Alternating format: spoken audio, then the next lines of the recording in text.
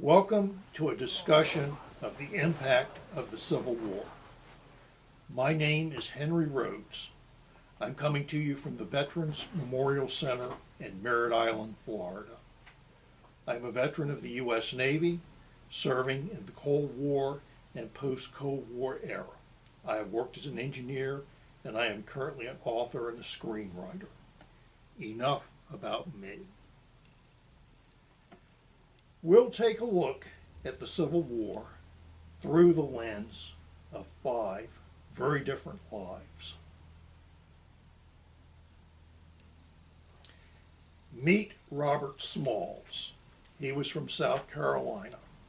He's in his mid-20s in this picture. Before we get into the story of Robert Smalls, we have to address an unpleasant topic, that is, the evil practice of enslaving human beings. It happened here in the United States. It also happened all over the world. It didn't start here, it didn't finish here, but it did happen here for a time.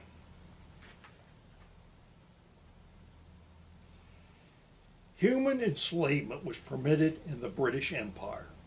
Since the United States broke away from Britain, slavery was permitted in the 13 original states.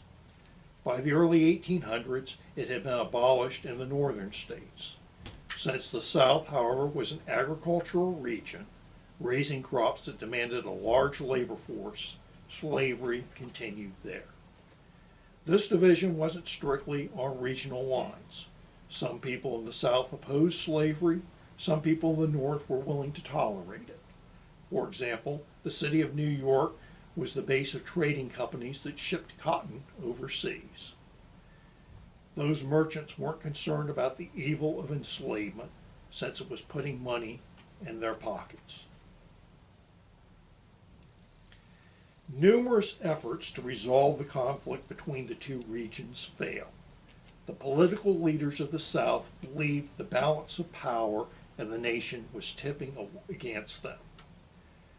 The final step was the election of the Republican candidate, Abraham Lincoln, as president in 1860. Note that of a population of 30.5 million in the United States, 4 million people, or 13%, were enslaved. This map shows the divisions among the states. The 11 states in gray and light gray were the ones that broke away and, early in 1861, formed a new nation, the Confederate States of America. The states in dark blue were the parts of the United States where slavery was prohibited. The states in light blue were places where slavery was permitted, but they remain within the United States. These are called border states. The border states are Maryland, Kentucky, and Missouri. West Virginia is shown in light blue because it broke away from Virginia and became a state on its own in 1863.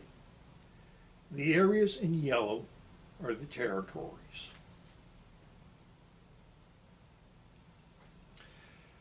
Robert Smalls was an enslaved man in coastal South Carolina. This is where the war started, with the firing upon Fort Sumter in Charleston Harbor by the Confederate forces on April the 12th, 1861. Robert Smalls was a skilled waterman. He was part of the crew of the steamer Planter, which was used by the Confederates to resupply military positions along the harbors, rivers, and inlets of South Carolina. Farther out on the high seas, the U.S. Navy patrolled with the purpose of cutting off the Confederacy's trade with the outside world. They attempted to prevent any ship from entering or leaving a port in the South. This was called the blockade. One night in May 1862, the officers of the Planter were ashore. Robert Smalls and the other members of the crew saw their chance. They gathered their families on board and got the ship underway. Robert Smalls impersonated the captain, exchanging the proper recognition signals with the Confederate sentries. He took the planter outside of the harbor and turned the ship over to the blockading squadron of the U.S. Navy, thereby gaining freedom for himself and all the people on board. He provided valuable information about the location of sea mines, the disposition of Confederate forces in the area, and their strength. For the remainder of the war, the planter served both the U.S. Navy and Army as an armed transport.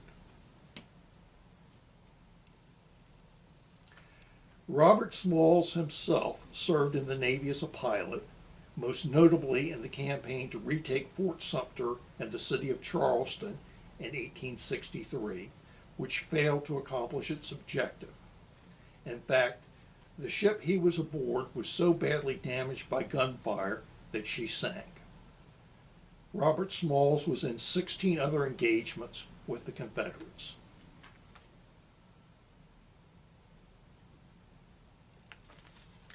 After the war, Robert Smalls served in a variety of political positions, including 4 terms as a U.S. congressman. Tragically, following the period of Reconstruction, segregationist governments came to power in the southern states. Robert Smalls was a leader in the fight against the erosion of African Americans' hard-won civil rights. But we should remember and honor the 180,000 Americans of African descent who served in the U.S. Army and the 30,000 who served in the Navy, who in fact comprised 25% of the sea service. They were a deciding factor in the outcome of the Civil War.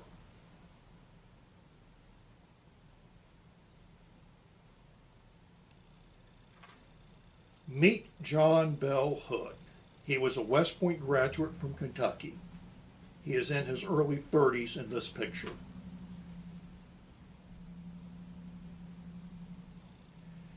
At the outbreak of hostilities, he resigned from the U.S. Army and joined the Confederacy. He was part of the primary Confederate Army in the East, which was designated the Army of Northern Virginia.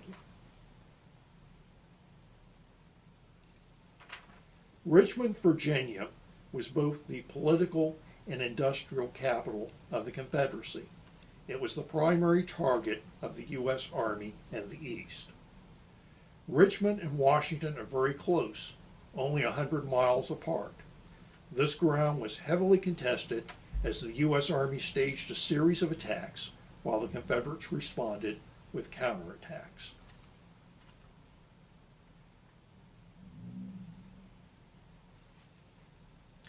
General Hood and the Texas Brigade he commanded distinguished themselves in the defense of Richmond, particularly at the Battle of Gaines' Mill in June 1862. He fought in the major battles in the East, the Second Bull Run, Antietam, and Fredericksburg, without sustaining serious injury, and was promoted. But when the Army of Northern Virginia invaded Pennsylvania in mid-1863, General Hood's luck ran out. At the Battle of Gettysburg, he was wounded so badly that he lost the use of his left arm. A few months later, the division he commanded was deployed to the Western Theater. At the Battle of Chickamauga in Georgia, he suffered an even more serious wound. The surgeon thought he would die. His right leg was amputated in order to save his life. In the middle of 1864, General Hood was appointed commander of the Army of the Tennessee in the West. Being only 33 years old, he was exceptionally young for a position of such importance, apart from the matter of his injuries. His immediate objective was to save the city of Atlanta from the Federal armies under General Sherman. He failed in this, as in his subsequent counter-invasion of Tennessee.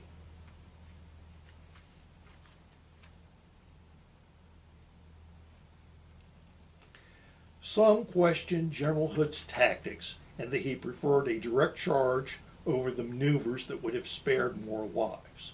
As evidenced by his own wounds, he was willing to accept personal risk, but he has been accused of recklessness. His greatest challenge was the shortage of men and material that plagued the South.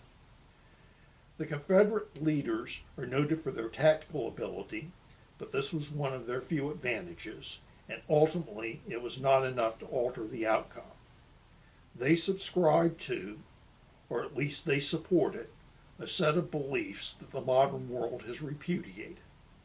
Among the notable generals of the Confederate Army are Robert E. Lee, Stonewall Jackson, and Joseph Johnston. After the war, General Hood went into business in New Orleans, which at the time was the largest city in the South. He also wrote his wartime memoirs, supported several charities, and started a large family. An outbreak of yellow fever claimed his life.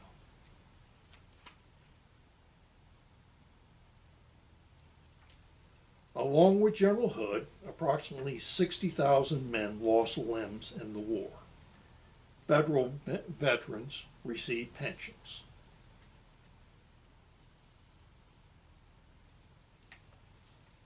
The exact number of lives lost is uncertain. This is due to spotty records being kept, no records, or in some cases, records being destroyed. The low estimate is 620,000 lives. The high estimate is about 1 million. Either number makes this the costliest war in American history.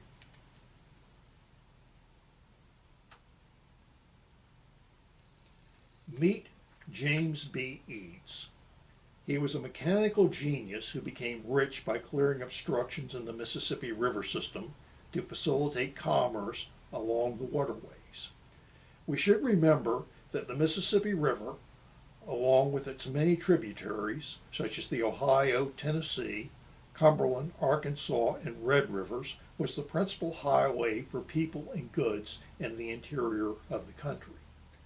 Thus, the network of rivers was a strategic asset to be controlled, to be exploited for one side's advantage and denied to the enemy. At the outbreak of the war, Eads built a flotilla of armored warships, commonly called ironclads, for the Navy's River Squadron. The 7 City-class ironclads were constructed at breakneck speed. Additionally, Eads converted several civilian vessels into ironclad warships. The ships Eads built were the primary striking force of the Mississippi River Squadron. Working in conjunction with the U.S. Army in the West, they reconquered the inland rivers. The final major strong point held by the Confederates was the city of Vicksburg, situated on high bluffs above the Mississippi River.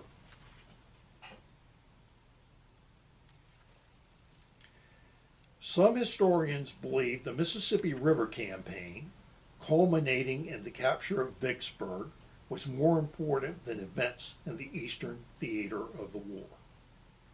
Vicksburg surrendered to General Grant on July the 4th, 1863. Ironically, before the war broke out, the people of Vicksburg had voted to stay in the United States. Let's take a look at the status of industry in the United States. The North had 5 times as many factories as the South. The North had 10 times as many skilled industrial workers as the South. The value of the North's production was 9 times greater than the South. This disadvantage in industry was amplified by the U.S. Navy's blockade of the southern coast, which impeded the Confederacy's ability to import manufactured goods from the outside world. Thus, the North was better equipped to wage a war that depended on technology. The Uss Monitor is a good example. She had a revolving gun turret that greatly increased her effectiveness. This ship and the ones that followed her were major factors in the outcome.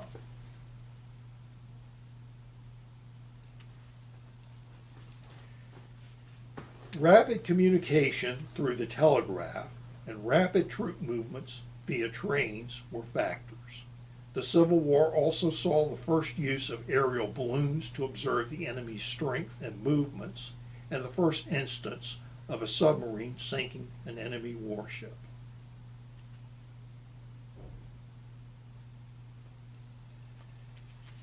Meet Sally Tompkins. She was from Virginia. She's in her mid-30s in this picture. Sally Tompkins is noted for her efficient management of a hospital that had the best success in saving lives of any hospital of the war.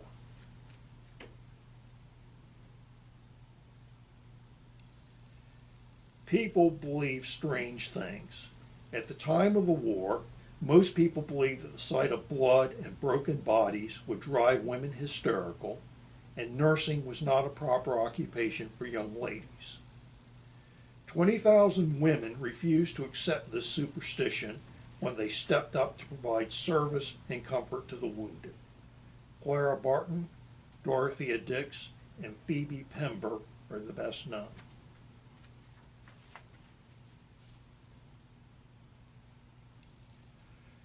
Not as well known is Lucy Higgs Nichols.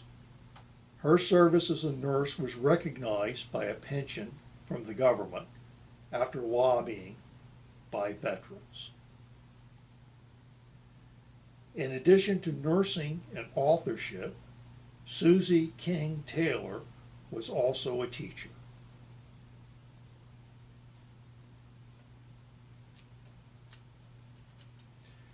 From these angels of mercy, we turn our attention to some women of the shadows. Elizabeth Van Lew and Pauline Cushman were spies for the United States. Rose O'Neal Greenhow and Belle Boyd served the Confederacy.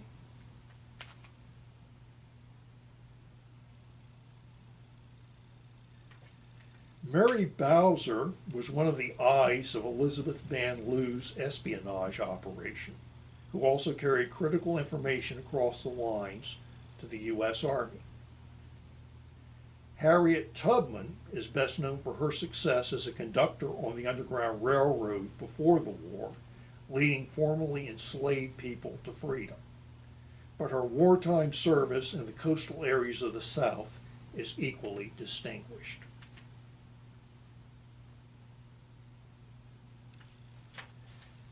The women in this illustration are doing what had previously been regarded as a man's job. They are rolling cartridges for rifles. The powder was inherently unstable. It didn't take much to set it off. One fault could cause an explosion. 41 women lost their lives in this way. Estimates vary, but it is believed that several hundred women, possibly as many as 400, assumed male identities and fought as soldiers. Albert Cashier was born as Jenny Hodgers.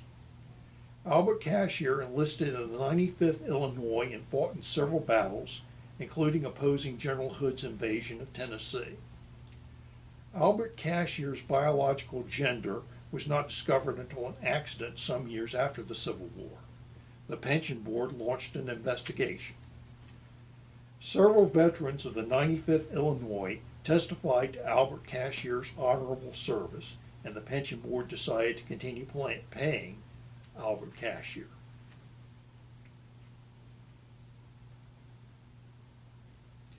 Meet Alexander Gardner. He was born in Scotland but came to America when he was in his mid-30s. He's in his early 40s in this photograph.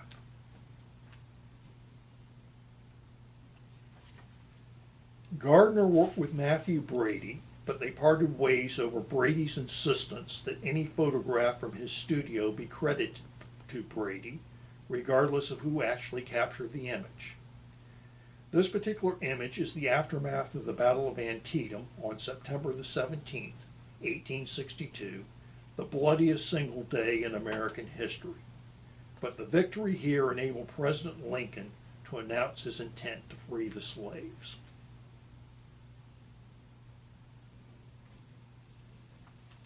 This image shows the aftermath of the Battle of Gettysburg, which occurred over 3 days in July 1863. It was the largest battle of the war and is conventionally regarded as the turning point. After the war, Gardner continued to work in photography before going into other business.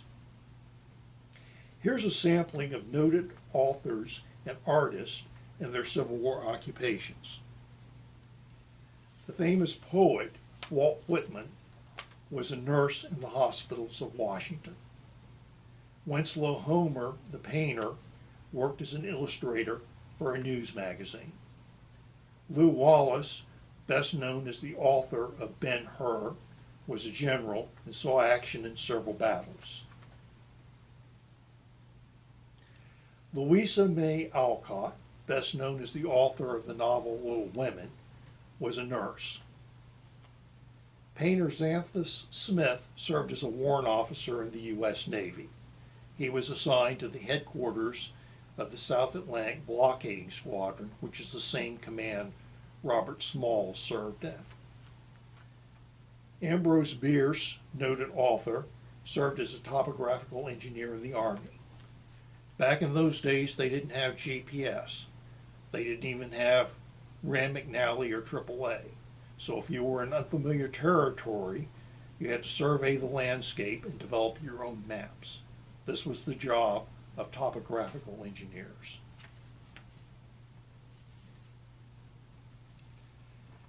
In summary, we must recognize that each of us benefit by the great sacrifices that were made before us. But the legacy is not all positive. Some of the problems in our modern world have been around since the Civil War or longer. Each of us should have an idea of the country we wish to live in. We should recognize 160 years from now, we ourselves will seem as ancient to the people of the future as the people of the Civil War era seem to us. What will our legacy be? And please, always remember, your life matters. And thank you for your time.